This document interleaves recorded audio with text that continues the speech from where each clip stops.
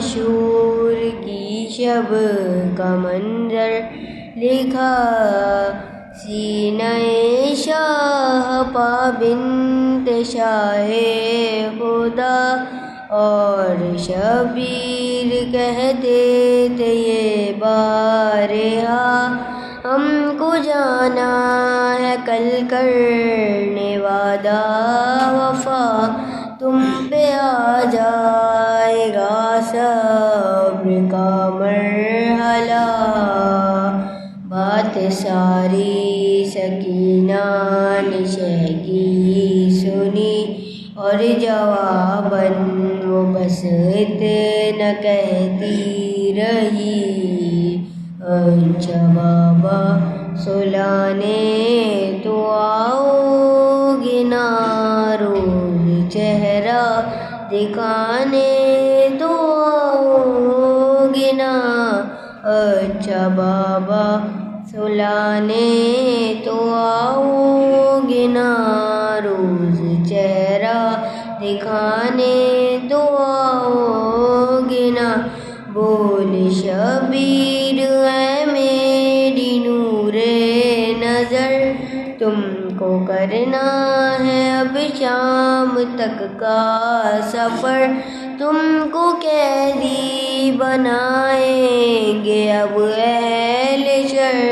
بولی شہزادی مجھ کو نہیں کوئی ڈر، تم کہو تم سلانے تو آؤ گے نا، روز چہرہ دکھانے تو آؤ گے نا، اچھا بابا سلانے تو آؤ گے نا، روز چہرہ دکھانے تو آؤ گے نا۔ شاہ کہنے لگے اے میری لاڈلی، تم پہ آئے گی اب شام غم کی گھڑی، آگ دامن میں ہوگی تمہارے لگی۔ بولی وہ فکر مجھ کو نہیں ہے کوئی، میرا دامن بجھانے تو آؤ گے نا، روز چہرہ دکھانے تو آؤ گے نا، اچھا بابا سلانے تو آؤ گے نا، روز چہرہ دکھانے تو آؤ گے نا۔ اور محمد آل محمد صلی اللہ علیہ وسلم۔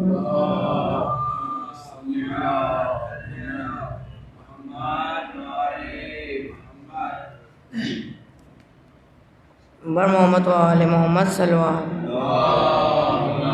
وسلم۔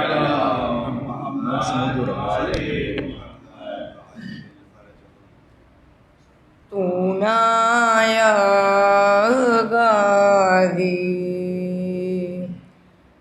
جبر داسر سے چھنی، میں صدا دیتی رہی، تو نایا غازی۔ آل عمران نے کہا اور زندہ نے کہا، یہ بہن کہتے ہوئے تو نایا غازی، جب ظفر سے چھنی، میں صدا دیتی رہی، تو نایا غازی۔ ہم کو پانی نہ ملے تیری خوشبو تو رہے، تیرے بازو نہ کٹے، چاہے مشکی گاچھ دے، یہ اگر ہو نہ سکا تیرے بادو ہے جدا تجھ پہ ہے تشنا نبی تو نہ آیا غازی شبندا سر سے چھنی میں صدا دیتے رہی تو نہ آیا غازی دھوپ میں تو تھا شجر تجھ سے آباد تھا گھر ہے برے نام میرا سر کیا نہیں تجھ کو خبر اے علمدار وفا اس بہن کو باخدا تجھ سے ڈرستی پری تو نہ آیا غازی جبردہ سر سے چھنی میں صدا دیتی رہی تو نہ آیا غازی پر محمد و آل محمد صلی اللہ علیہ وسلم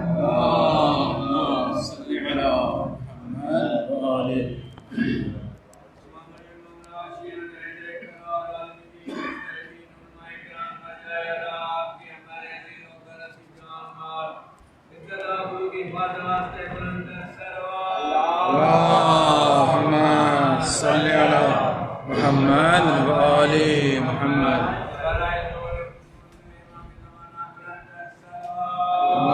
اللهم صل على محمد وآل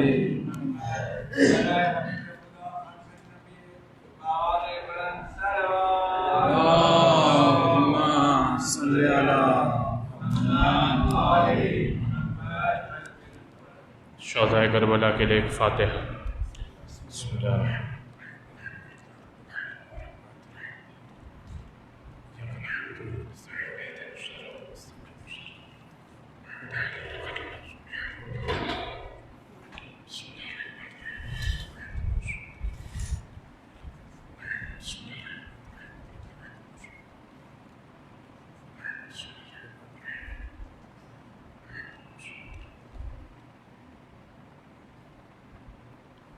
فوز عمری اللہ ان اللہ بصیر بالعباد ولا حول ولا قوة الا باللہ العلی العظیم حسبنا اللہ ونعم الوکیل نعم المولا ونعم النصیر اعوذ باللہ من الشیطان اللعین الرجیم بسم اللہ الرحمن الرحیم الحمد للہ الذی لا مضاد له فی ملکہ ولا منازع له في أمره ولا شبيه له في عدمه ثم الصلاة والسلام على رسوله الكريم الأمي المكي المدني القرشي الهاشمي أبي القاسم محمد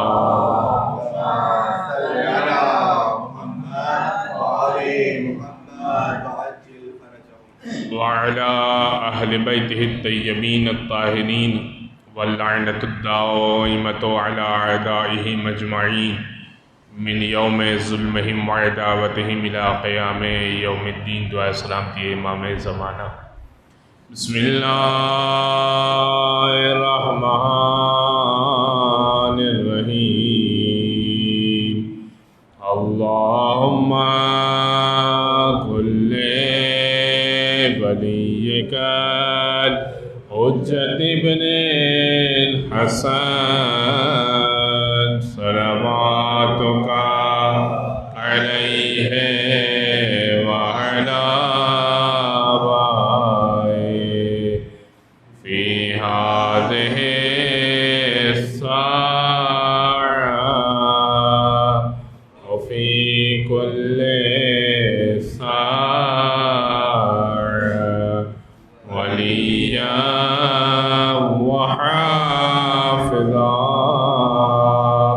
وقائدا وناصرا ودليلا وعينا حتى تسكنه ورزقا طوعا وتمتعه فيها طويلا برحمتك يا أرحم الراحمين.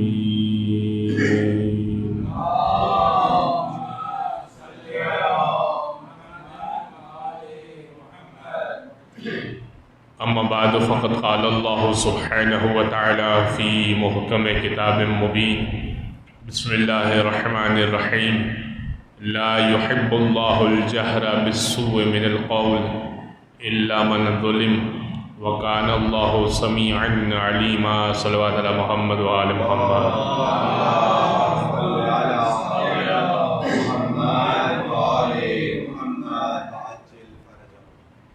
مناقب خوارزمی کی روایت ہے اور امام خوارزمی ہمارے مسلک سے تعلق نہیں رکھتے. اپنی کتاب مناقب میں لکھتے ہیں کہ ابو علقمہ سے روایت ہے کہ ایک دن اللہ کے رسول نے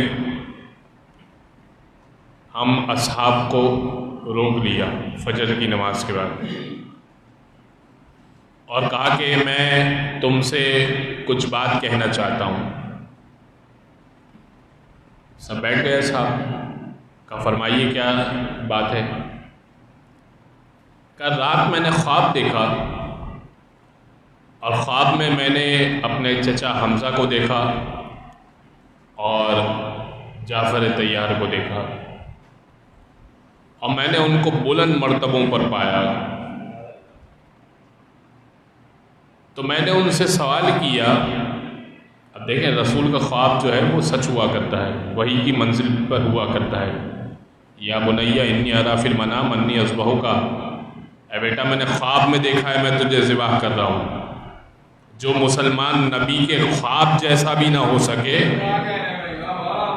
وہ مسلمان نبی جیسا نہیں ہو سکتا. کہا کہ میں نے خواب میں دیکھا ہے اور میں نے سوال کیا ای الاعمال وجدتما الافضل, کہ آپ دونوں نے جنت میں کن اعمال کو سب سے بہتر پایا, افضل ترین عمل کون سا پایا. فرمایا یا رسول اللہ فدیناک بالآباء والاجداد والامہات, اللہ کے رسول ہماری مائیں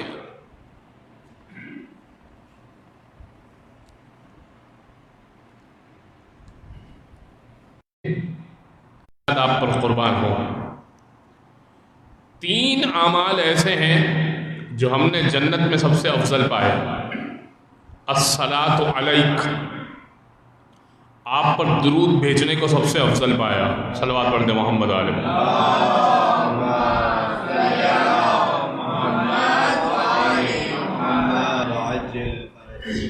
دوسرا عمل وسقی الماء, پیاسے کو پانی پلانے کو سب سے افضل پایا. اور تیسرا عمل جو سب سے افضل پایا حب علی ابن ابی طالب, علی کی محبت کو سب سے افضل پایا. بھئی یہ مجلسیں ہیں تو ہیں کیا, یا آل محمد کا تذکرہ ہو رہا ہے یا پیاسوں کو پانی پلایا جا رہا ہے یا حب آل محمد کا تذکرہ ہو رہا ہے. یہ مجلسیں اسی چیز کا تو امتزاج ہے, اس کے علاوہ کیا ہے. یہ مجلسیں افضل ترین مرتبے پر لے جانے والی ہیں. میں نے جو آیت آپ کی خدمت میں پڑھی بڑی مشہور و معروف آیت ہے, 6 پارے کی پہلی آیت ہے. اور یہ جو پوچھا جاتا ہے کہ حضور آپ مجلس کرتے ہیں تو کوئی دلیل دیجئے, یہ اس کی دلیل ہے. ہمارا عنوان ہے معرفت امام حسین. امام حسین کی مجلس کے اوپر دلیل ہے 6 پارے کی پہلی آیت لا یحب اللہ الجہر بالسوء من القول. اللہ بلند آواز کو پسند نہیں کرتا. لا یحب اللہ الجہر بالسوء من القول, کہ کوئی شخص اس انداز سے بات کرے. اور خود سورہ لقمان کی غالباً آیت ہے کہ ان انکر الاصوات لصوت الحمیر, دیکھو چیخا مت کرو، چیخنا چلانا اللہ کو پسند نہیں ہے، اس لیے کہ ان انکر الاصوات لصوت الحمیر، اس لیے کہ ایسا چیخنا چلانا وہ گدھا کیا کرتا ہے۔ یہ حضرت لقمان نے اپنے بیٹے سے کہا تھا کہ چیخنا چلانا یہ گدھا کیا کرتا ہے، تو یہ زیب نہیں دیتا کہ مومن جو ہے وہ چیخے چلائے کسی پر۔ کہا کہ لا یحب اللہ الجہر بالسوء من القول، اللہ بلند آواز کو پسند نہیں کرتا، الا من ظلم، مگر یہ کہ جس کے اوپر ظلم کیا گیا ہو اس کے حق میں بولا جائے تو اللہ بلند آواز کو پسند کرتا ہے۔ وَقَانَ اللَّهُ سَمِيعًا عَلِيمًا، اللہ سننے والا بھی ہے، اللہ جاننے والا بھی ہے۔ بزرگان گرامی، مجلسوں میں جب ذکر کو بلند آواز سے کیا جائے، یہی تو مجلس ہے کہ جب ذکر بلند آواز سے کیا جائے، ایک ذاکر کسی بلند مقام پہ چلا جائے، اور یہ جو طریقہ کار تھا یہ چھٹے امام کے زمانے سے، بلکہ سب سے پہلی مجلس کی جو بنیاد رکھی وہ جناب زینب سلام اللہ علیہا نے رکھی۔ صلوات پڑھتے جناب زینب محمد وآل محمد وعجل فرج۔ سب سے پہلی بنیاد جو رکھی وہ جناب زینب نے رکھی۔ اس کے بعد پھر کیا ہوا، چوتھے امام کے کو ایک شخص نے دعوت دی کہ فرزند رسول میرے گھر پر، اچھا یہ جو ایک پوسٹ بڑی ابتدائی محرم میں وائرل ہوئی تھی کہ یہ جو آج کل عزاداری کر رہے ہیں یہ کیا چوتھے امام سے زیادہ غمگین ہیں اور غمناک ہیں، چوتھے امام نے نزل جنا نکالا۔ سوال یہ ہے کہ چوتھے امام کو عزاداری کا موقع کب دیا گیا؟ سوال یہ ہے کہ کیا چوتھے امام کو موقع دیا گیا کہ گھر میں مرثیہ برپا کر سکے؟ ایک شخص آیا، اس نے کہا کہ مولا میں نے اپنے گھر میں دعوت ولیمہ رکھا ہے، آپ کو بھی دعوت ہے، آپ تشریف لائیے گا۔ امام نے کہا کہ کربلا کے بعد ہم کسی دعوتوں میں نہیں جاتے، ہاں اگر تم میرے بابا کا ذکر رکھو تو مجھے ضرور بلانا۔ اس نے کہا مولا پھر میں اس کو ذکر میں تبدیل کر دیتا ہوں اور آپ کے بابا کا اور شہدائے کربلا کا تذکرہ ہو جائے گا اور مومنین جمع ہو جائیں گے۔ امام نے کہا کہ ٹھیک ہے، میں ضرور آؤں گا۔ اور اس کے بعد امام اس محفل میں گئے اور جوتیوں کے پاس، جہاں جس جگہ پر عزاداروں کی جوتیاں تھیں وہاں بیٹھ گئے۔ اس نے کہا کہ مولا صدر محفل پہ آ جائیں، کسی ایسی جگہ پہ نمایاں جگہ پر آ جائیں۔ امام نے کہا کہ جس جگہ میری دادی فاطمہ بیٹھی ہوں میں وہاں سے آگے بڑھ نہیں سکتا۔ یہ عزاداروں کا احترام ہے، یہ احترام عزادار ہے کہ سیدہ اپنے مہمانوں کے استقبال کے لیے دروازے پر موجود ہوتی ہیں۔ یہ نہ سوچیے کہ ابھی حدیث قصہ چل رہی ہے تو ابھی مجلس شروع نہیں ہوئی، نہیں، مجلس شروع ہو چکی ہے، اہل بیت آ چکے ہیں۔ ہمیں کب حاضر ہونا ہے، سوال یہ کہ ہم کب جانا چاہ رہے ہیں۔ مجلس کا تو آغاز ہو چکا ہے۔ پھر پانچویں امام اور چھٹے امام کا ایک شاعر تھا جس کا نام کمیت تھا، کاف میم یہ تے، اور ایک اور شاعر تھا سید حمیری، اس کو تو مولا نے شعر کہنا خود سکھائے تھے۔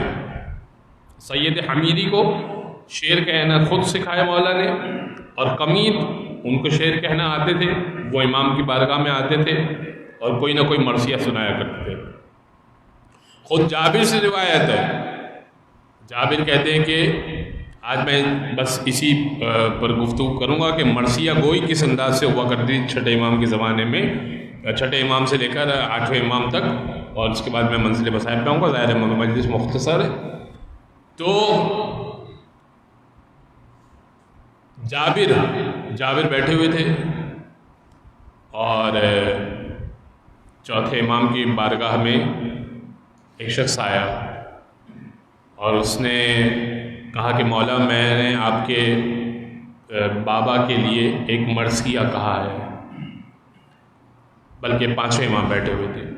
پانچویں امام سے روایت ہے بہار الانوار کی کہ پانچویں امام کی بارگاہ میں جابر بیٹھے ہوئے تھے. جابر ابن عبداللہ انصاری بہت بوڑھے ہو چکے تھے اور کہتے ہیں کہ مجھے نظر نہیں آ رہا تھا, اتنے آنکھوں کی بینائی چلی گئی تھی, نابینا ہو چکے تھے. کہا کہ مجھے نظر نہیں آ رہا تھا, بس میں بیٹھا تھا مولا کے بس محسوس کر رہا تھا. میں نے مولا سے کہا فرزند رسول بوڑھا ہو چکا ہوں, ذریعہ معاش کچھ بھی نہیں ہے, اگر کچھ ہو تو مجھے دیجیے گا. امام نے کہا فی الحال میرے پاس کچھ بھی نہیں ہے. امام نے کہا فی الحال میرے پاس کچھ بھی نہیں ہے. کہا ایسے میں ایک شاعر آیا, کمیت آئی, انہوں نے کہا کہ پانچویں امام سے کہا کہ مولا میں نے آپ کے جد کی شان میں ایک مرثیہ کہا ہے, جد کی خاطر ایک مرثیہ کہا ہے. امام نے کہا سناؤ. انہوں نے سنایا پورا مرثیہ. امام نے تھوڑا گریہ کیا, جابر نے بھی گریہ کیا. اب امام نے اپنے غلام سے کہا حجرے میں جاؤ, 10,000 درہم کی ایک پوٹلی موجود ہوگی, اس کو دے دو. 10,000 درہم اس زمانے میں بھی ویلیو رکھتے تھے اور اس زمانے میں بھی ویلیو رکھتے ہیں. 10,000 درہم کی ایک پوٹلی موجود ہوگی, اس کو دے دو. غلام نے 10,000 درہم کی حجرے میں سے ایک پوٹلی اٹھائی, اس کے آگے رکھ لی. اسے کہا فرزند رسول اس خاطر مرثیہ نہیں کہا تھا کہ آپ مجھے ہدیہ دیں. امام نے کہا نہیں, یہ دنیاوی ہدیہ ہے جو میں دے رہا ہوں, آخرت کا اجر محفوظ ہے. کہا مولا میں تو دوسرا مرثیہ بھی سنانے کے لیے آیا تھا, تیسرا مرثیہ بھی سنانا تھا مجھے. تو امام نے کہا سناؤ. دوسرا مرثیہ بھی سنایا, پھر 10,000 درہم امام نے دیے. تیسرا مرثیہ سنایا, پھر 10,000 درہم امام نے دیے. اس نے بارہا کہا کہ فرزند رسول اس خاطر نہیں کہا تھا. امام نے کہا کہ نہیں, اس خاطر دیا بھی نہیں ہے, یہ تمہارے ذاتی معاملات جو تمہیں دنیاوی معاملات نمٹانے اس کے لیے دیا ہے, آخرت کا اجر تمہارا محفوظ ہے. جیسے ہی وہ گیا, اب جابر دل ملائے, بھائی وہ تو پہلے ہی کہہ رہے تھے کہ فرزند رسول کچھ ہو تو عطا کیجئے. جابر پریشان ہو گئے. کہ فرزند رسول بڑی عجیب بات ہے, شاعر کے لیے 30,000 درہم ہے, میرے لیے 1 درہم بھی نہیں ہے. امام کہنے لگے تمہیں کیا لگتا ہے, کیا وہ درہم میں نے اپنے کمرے میں چھپا رکھے تھے اور تم سے جھوٹ کہا تھا, یا کوئی توریہ کیا تھا؟ اس نے کہا نہیں فرزند رسول یقین ہے آپ پر کہ آپ نے سچ کہا ہوگا, لیکن یہ ماجرا کیا ہے؟ امام نے کہا کہ چلو میں تمہیں حجرے میں لے کر چلتا ہوں. جابر کے ہاتھ کو تھاما. امام ابھی نوجوان ہے, جابر سن رسیدہ ہے. امام نے جابر کے ہاتھ کو لیا, کمرے کے ایک ایک حصے کو ٹٹولوایا. جب جابر مطمئن ہو گئے تو دل میں یہ خیال آیا. امام خود کہتے ہیں, جابر کو جب جواب دیا تو جابر کہتے ہیں کہ دل میں یہ خیال آیا شاید 30,000 درہم وہ وہی دے دی ہوں. بھائی اب کمرہ خالی ہو گیا نا, ہو سکتا ہے 30,000 درہم وہ وہی دے دی ہوں. کہ جیسے دل میں خیال آیا, امام نے کہا نہیں جابر, جس وقت تم سے کہا تھا کہ نہیں ہے اس وقت بھی نہیں تھے اور اب بھی نہیں ہے, اور واقعاً میرے پاس کوئی مال نہیں ہے. خدا کی قسم وہ جیسے جیسے شعر کہتا رہ رہا تھا سید الشہداء اس کا دنیاوی اجر مقرر کرتے جا رہے تھے. میں فقط پہنچانے والا تھا, یہاں سے اٹھا کے وہاں پہنچا دیا. صلوات پڑھ دے محمد و آل محمد.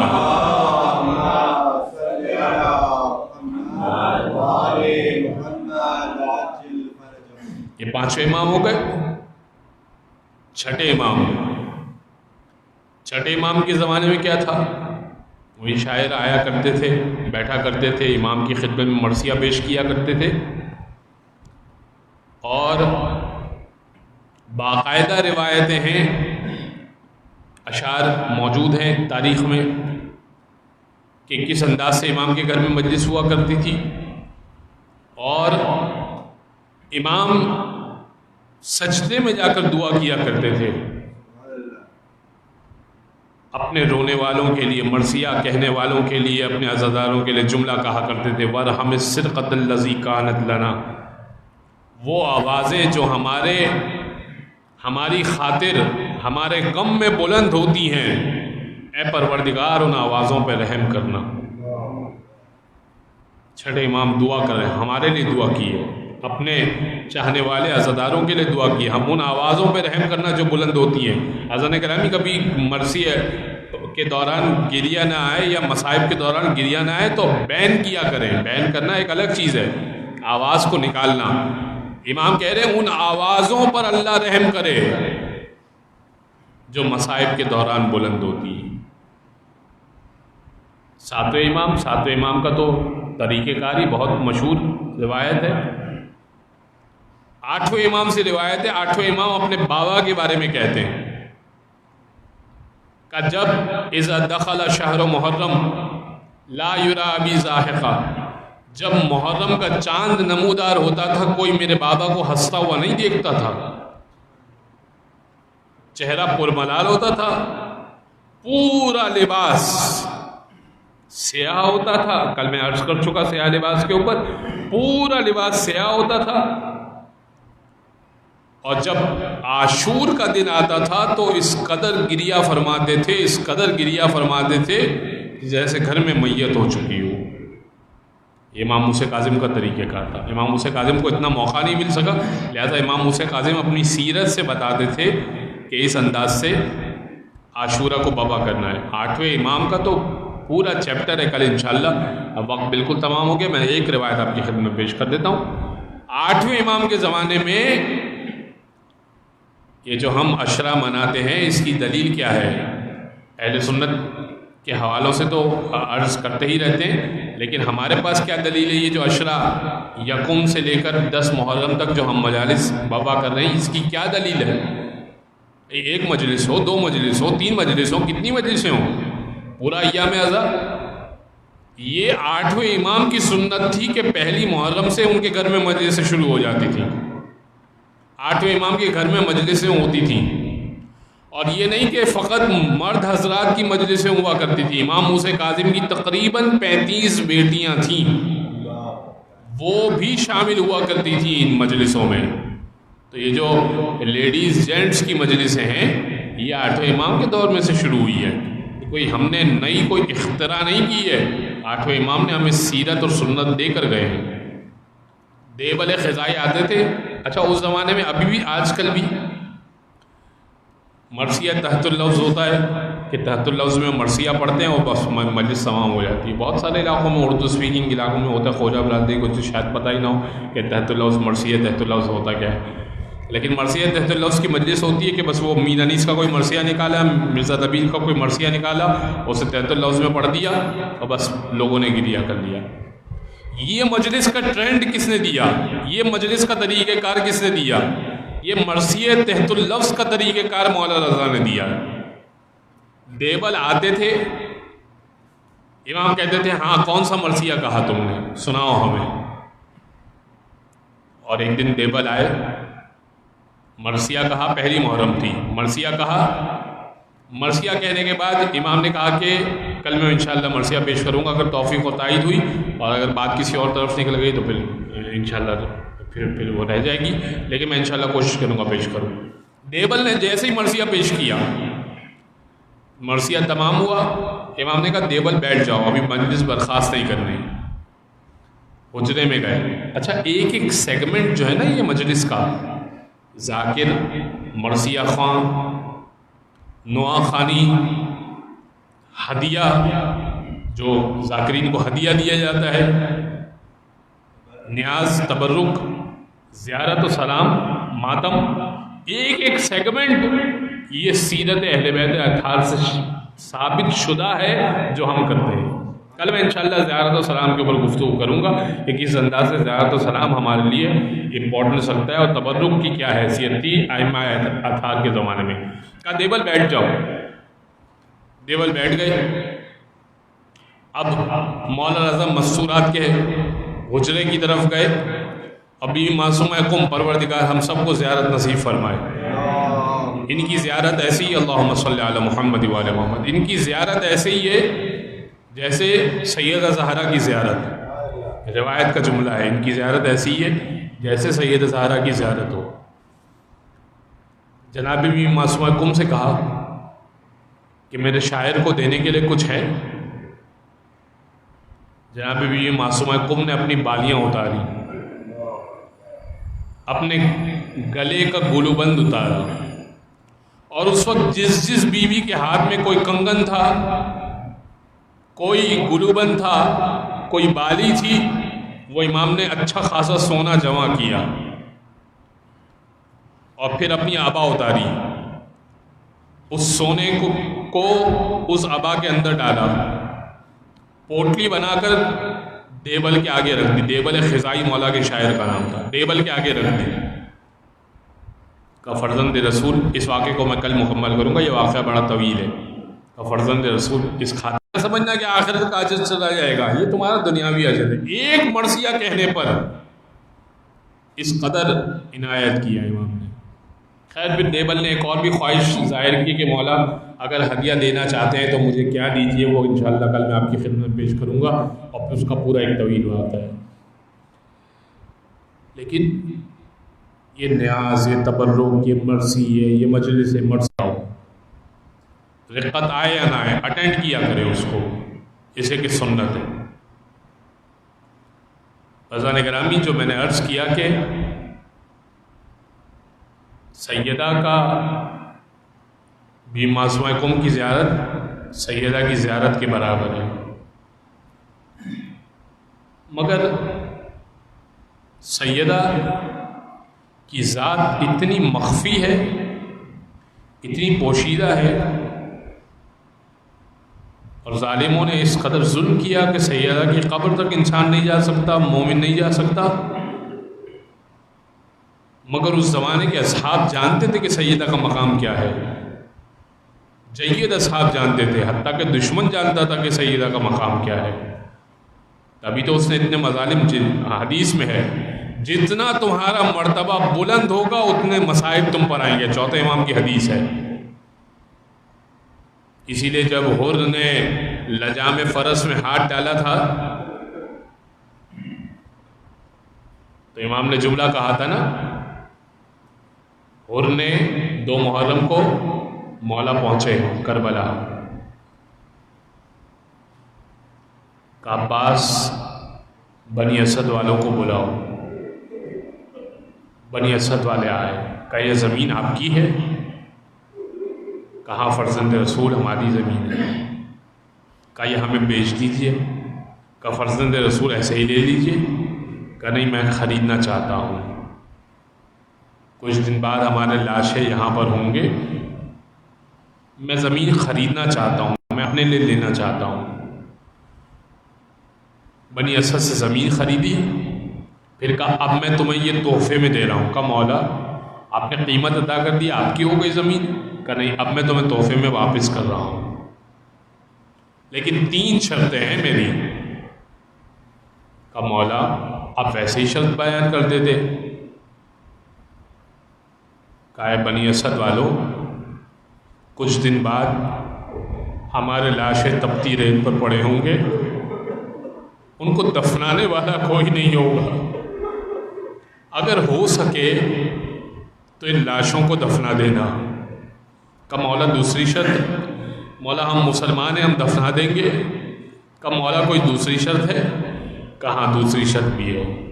کہا دوسری شرط یہ ہے کہ بنی اسد والوں، جب میرا کوئی زائر آئے نا اور پوچھے حسین کی قبر کہاں ہے، ان کو قبر کا نشان بتا دینا، اس لیے کہ بہت لاشیں ہوں گے یہاں پر۔ کہ بنی اسد والوں تیسری شرط بھی ہے، دیکھو کوئی میرا مہمان آئے نا 3 دن تک بھوکا پیاسا مت رکھنا، 3 دن تک اس کی خاطر تواضع کرنا، اس لیے کہ میں 3 دن تک بھوکا پیاسا مارا جاؤں گا۔ کہ آپ جاؤ، اللہ تمہیں سلامت رکھے، جاؤ اپنی مستورات کو بلا کر لے کر آؤ۔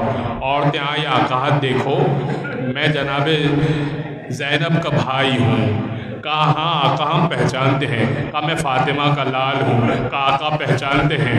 کہا بس سنو اتنا، اگر تمہارے مرد ڈر جائیں نا تو ایسا کرنا، پانی بھرنے کے بہانے آنا، ہماری میتوں پر اپنی چادریں ڈال دینا اور ہماری میتوں کو چھپا دینا، اس لیے کہ ہماری میت پہ لباس نہیں ہوگا۔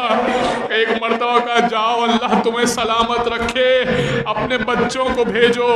بچے آئے، امام نے کہا بچوں میں سکینہ کا بابا ہوں، میں سکینہ کا بابا ہوں، میں علی اصغر کا بابا ہوں۔ ارے بچوں دیکھو تمہارے ماں باپ ڈر جائے نا تو ایسا کرنا، کھیلنے کے بہانے آنا، ایک مٹھی خاک ہمارے جسموں پہ ڈال دینا، ایک مٹھی خاک ہمارے جسموں پہ ڈال دینا، ہمارے جسموں کو چھپا دینا۔ کہا جاؤ اللہ تمہیں سلامت رکھے۔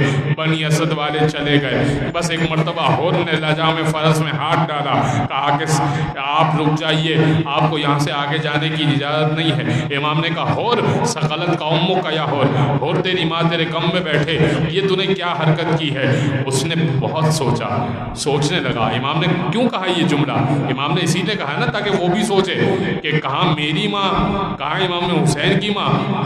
کہنے لگا فرزند رسول آپ کی ماں کا بہت احترام کرتا ہوں، میں بغیر وضو نام نہیں لیتا، بس یہی وجہ تھی۔ میں نے مصائب کو تمام کر دیا، بس یہی وجہ تھی۔ حر نے عمر سعد سے 9 محرم کو پوچھا کہ کل کیا جنگ ہوگی؟ کیا تم واقعی امام حسین کے خلاف خروج کرو گے؟ کہا حر تو ابھی بھی سوچ رہا ہے، کل سر کٹ کٹ کے گریں گے، بازو کٹ کٹ کے گریں گے، نیزے مارے جائیں گے، تلواریں ماری جائیں گی۔ ایک مرتبہ حر کہنے لگا مجھے ایک طرف جہنم نظر آتی ہے، دوسری طرف جنت نظر آتی ہے۔ ایک مرتبہ جانے لگے، بیٹے نے پوچھا بابا کیا ارادہ ہے؟ کہا بیٹا میں جنت میں جانا چاہتا ہوں، میں یہاں رہنا نہیں چاہتا۔ کہا بابا پھر اکیلے نہ جائیے گا، مجھے بھی ساتھ لے کر جائیے گا۔ کہا بیٹا پھر ایسا کرو، ان ہاتھوں نے لجام فرس میں ہاتھ ڈالا، ان ہاتھوں کو پیچھے باندھ دو۔ ایسا کرو ان آنکھوں نے آنکھوں میں حسین کی آنکھوں میں آنکھیں ڈال کے دیکھا، ان آنکھوں پہ پٹی باندھ دو۔ ایک مرتبہ پٹی باندھی، حر چلے ایک مرتبہ قافلہ حسینی کی طرف۔ حر کو محسوس ہوا کوئی آ رہا ہے۔ کہا بیٹا کوئی آ رہا ہے؟ کہاں عباس آ رہے ہیں۔ کہا عباس سے کہو ہم لڑنے نہیں آئے ہیں، ہم صلح کرنے آئے ہیں۔ کہ ایک مرتبہ کہا عباس لڑنے نہیں آئے ہیں، آقا ہم لڑنے نہیں آئے ہیں۔ کہا نہیں میں بھی استقبال کے لیے آیا ہوں، لڑنے نہیں آیا۔ ایک مرتبہ تکبیر بلند ہوئی، ایک مرتبہ تکبیر بلند ہوئی، اور کا استقبال کیا، امام نے گلے سے لگایا۔ کہا اور میری ماں نے تجھے معاف کیا، میرے جد نے تجھے معاف کیا، میں نے تجھے معاف کیا، جنت تجھ پر واجب ہو گئی۔ جیسے یہ سب سنا نا کہنے لگے مولا آپ کے پیاس کی، بس میں نے تمام کیا، آپ کے پیاس کی وجہ، آپ کی پریشانی کی وجہ میں ہوں۔ مولا کل جب جنگ ہو رہا مجھے سب سے پہلے جانے کی اجازت دے دیجیے گا۔ جیسے ہی حر نے بہت خواہش ظاہر کی، امام نے کہا ٹھیک ہے حر تم جانا چاہتے ہو چلے جانا، لیکن حر نے اپنے بیٹے سے کہا بیٹا پہلے تم چلے جاؤ، ایسا نہ ہو میں چلا جاؤں میں مارا جاؤں اور اس کے بعد تمہارا دین پھر جائے، ایمان پھر جائے، تم پیچھے رہ جاؤ اور یزیدیوں کے ساتھ مل جاؤ، جاؤ میری زندگی میں شہید ہو جاؤ۔ ایک مرتبہ اپنے بیٹے کو بھیجا، بیٹے کو جیسے ہی بھیجا نا بیٹے نے زمین پر گرتے ہوئے سزا دی، بابا میری مدد کو آئیے گا۔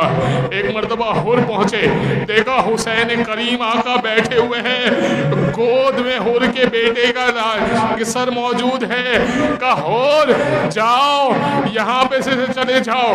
کہ مولا آپ نے زحمت کی، غلام زادے کے بیٹے کی میت پر آپ آ گئے، کہ آپ نے بہت زحمت کی، مولا میں میت خود اٹھا لوں گا۔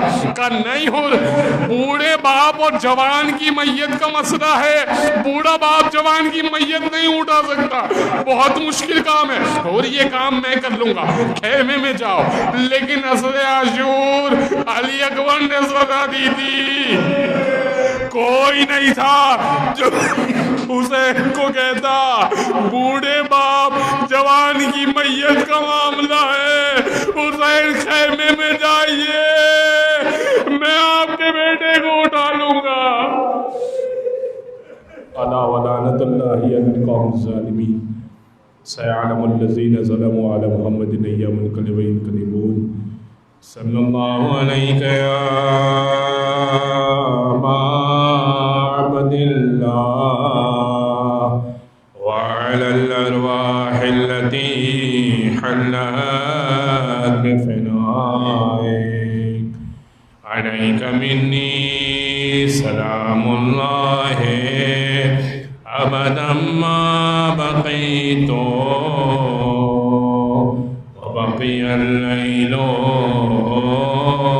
والنهار ولا جعله الله آخر الأحد مني لزيارتكم. السلام على الحسين وعلى علي بن الحسين وعلى أولاد الحسين وعلى أصحاب الحسين. ما تقص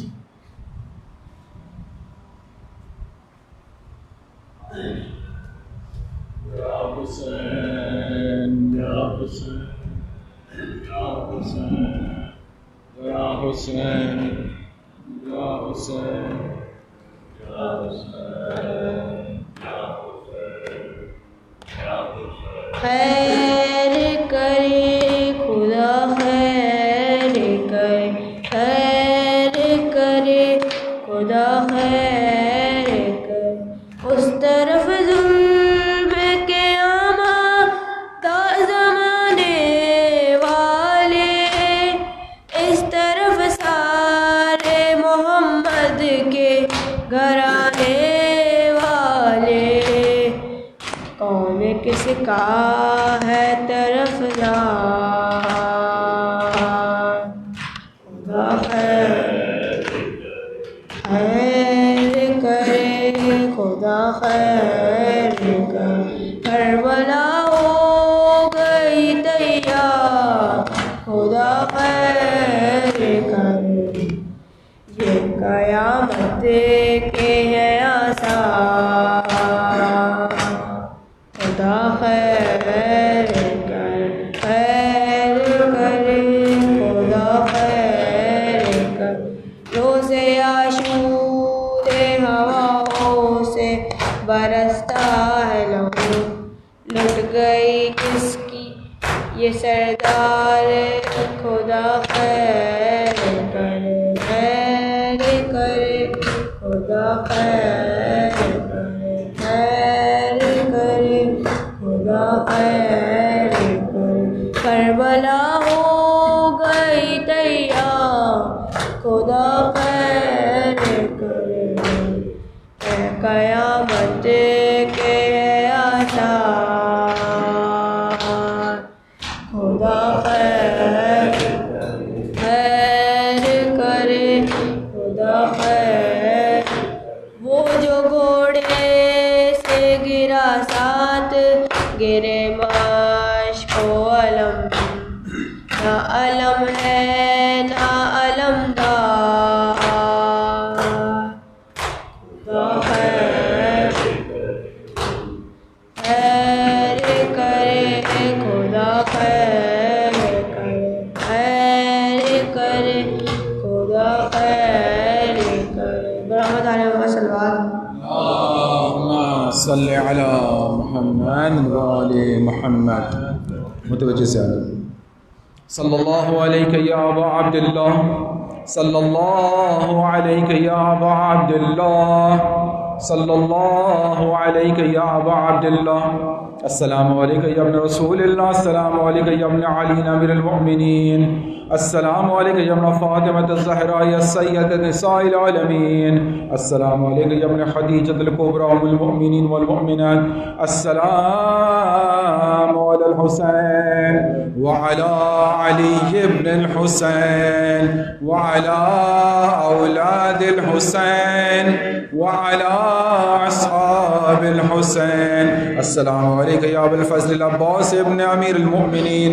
السلام علیکم جمیعا شہداء کربلا ورحمۃ اللہ وبرکاتہ.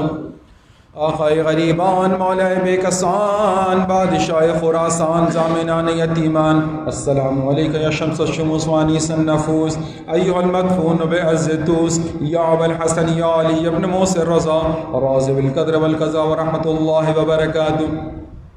السلام عليك يا مولانا يا صاحب العصر والزمان، الأمان الأمان الأمان من فتنة الزمان. السلام عليك يا خليفة الرحمن، السلام عليك يا مظهر الإيمان، السلام عليك يا شريك القرآن، السلام عليك يا إمام الإنس والجان، السلام عليك يا عين الحياة، السلام عليك يا سفينة النجاة.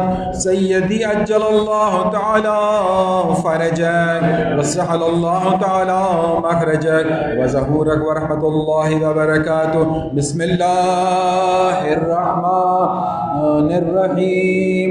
اللهم كن لوليك الحجة ابن الحسن صلواتك عليه وعلى آبائه في هذه الساعة وفي كل ساعة وليا وحافظا وقائدا وناصرا ودليلا وعينا حتى تسكنه عرضك طوعا وتمتعه فيها طويلا وعجل فرجهم برحمتك يا أرحم الراحمين. اللهم صل على محمد. یا علی مولا مشکل کشا زندہ باد، مردہ باد.